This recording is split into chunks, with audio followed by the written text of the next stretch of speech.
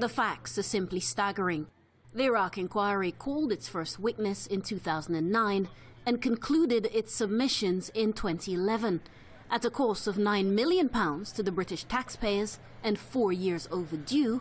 The news that Chilcot will not be making its report public until after the May elections has been met with disbelief and disapproval.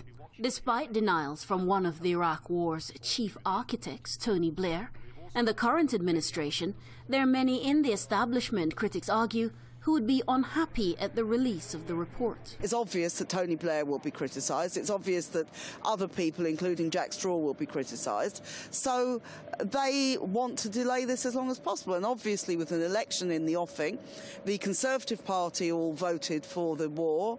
Large numbers of Labour MPs didn't, but the Labour government voted for the war, and they do really have something to hide here. By welcoming our witness. The inquiry's chair, Sir John Chilcot, has blamed delays in responses from individuals for the delays and says a publication date cannot be specified at this time. 6 years after the Chilcot inquiry took submissions from its first witness, the country is still to find out the conclusions of that report. And now rights groups, international observers and members of the public, well, they want to know what is taking so long, and could there be a cover-up?